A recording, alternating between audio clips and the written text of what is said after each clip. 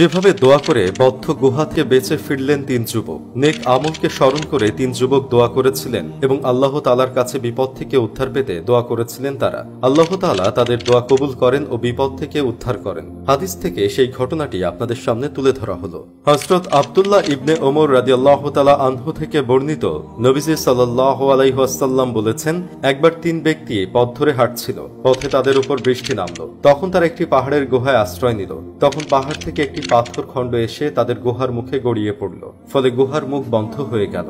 তখন তারা একে অপরকে বলতে লাগলো, নিজ নিজ নেক আমলের প্রতি লক্ষ্য করো, যা তোমার আল্লাহ তাআলার সন্তুষ্টি লাভের জন্য করেছো, এবং সেই নেক আমলের ওয়াসিলা দিয়ে আল্লাহ তাআলার কাছে দোয়া করতে থাকো। আশা করা যায় আল্লাহ তাআলা তোমাদের থেকে পাথরটি সরিয়ে দিবেন। তখন তাদের একজন বলল, হে আল্লাহ, আমার পিতামাতা ছিলেন অতিশয় বৃদ্ধ। আমার একজন স্ত্রী ও ছোট ছোট সন্তানাদি ছিল। আমি তাদের জীবিকার জন্য বকরি মাঠে চড়াতাম।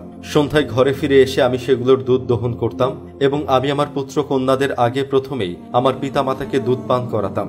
একদিন একটি গাছ আমাকে দূরে নিয়ে গেল, অর্থাৎ চারণভূমি দূরে ছিল। এতে আমার ফিরতে রাত হয়ে গেল। আমি তাদের পিতামাতা উভয়কে ঘুমন্ত অবস্থায় পেলাম। এরপর আমি পূর্বের মতোই দুধ দহন করলাম। আমি দুধ নিয়ে আমার পিতামাতার মাথার কাছে দাঁড়িয়ে রইলাম এবং তাদের নিদ্রা ভঙ্গ করা পছন্দ করলাম না এবং তাদের আগে সন্তানদের দুধ পান করানো পছন্দ করলাম না। তখন আমার সন্তানরা পিপাসায় আমার দুই পায়ের কাছে কাতরাচ্ছিল। তাদেরও আমার এই অবস্থা চলল। অবশেষে ভোর হয়ে এলো। যদি আপনি জানেন যে আমি এই কাজ আপনার সন্তুষ্টি অর্জনের জন্য করেছি, তাহলে আমাদের জন্য এতে পাথরে একটা ফাঁকা করে দিন, যার দ্বারা আমরা আসমান দেখতে পাই। তখন আল্লাহ তাআলা তাতে একটু ফাঁকা করে দিলেন। তা দিয়ে তারা আসমান দেখতে পেল। আরেকজন বলল, হে আল্লাহ, আমার ঘটনা এই। আমার এক চাচাতো বোন ছিল। পুরুষ যেভাবে নারীকে প্রচন্ড রূপে ভালোবাসে, আমি তাকে তেমন ভালোবাসতাম। আমি তাকে একান্ত কাছে পেতে চাইলাম। সে তাতে অস্বীকৃতি জানালো, তবে 100 দিনারের বিনিময়ে রাজি হলো। আমি চেষ্টা করে 100 দিনার সঞ্চয় করলাম। এরপর সেগুলো নিয়ে তার কাছে গেলাম। যখন আমি তার দুই পায়ের মাঝখানে বসলাম, তখন সে বলল, হে আল্লাহর বান্দা, আল্লাহকে ভয় করো, অন্যায়ভাবে কুমারিত্ব নষ্ট করো না। এই কথা শুনে আমি তার উপর থেকে উঠে দাঁড়ালাম। আপনি যদি জানেন যে একমাত্র আপনার সন্তুষ্টি অর্জনের জন্যই আমি এই কাজ করেছি, তাহলে আমাদের জন্য একটু ফাঁকা করে দিন। তখন তিনি তাদের জন্য গুহামুখ আর একটু ফাঁকা করে দিলেন। অপর ব্যক্তি বলল, হে আল্লাহ, আমি এক ফারাক চালের একজন মজুর নিয়োগ করেছিলাম। সে তার কাজ সমাধা করে তার প্রাপ্য মজুরি দাবি করল। আমি এক ফারাক শস্য তার সামনে পেশ করলাম, কিন্তু সে তা নিল না।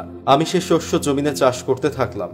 পরিশেষে তা দিয়ে গরু, বকরি ও রাখাল সংগ্রহ করলাম। পরে সে আমার কাছে আসলো এবং বলল, আল্লাহকে ভয় করো আর আমার প্রাপ্য পরিশোধের ব্যাপারে আমার উপর জুলুম করো না। আমি বললাম, তুমি এই গরু ও রাখালের কাছে গিয়ে সেগুলি নিয়ে যাও। তখন সে বলল, তুমি আল্লাহকে ভয় করো এবং আমার সঙ্গে ঠাট্টা মশকরা করো না। আমি বললাম, আমি তোমার সঙ্গে ঠাট্টা করছি না। ওই গরু ও তার রাখালদের নিয়ে যাও। তখন সে তা নিয়ে চলে গেল।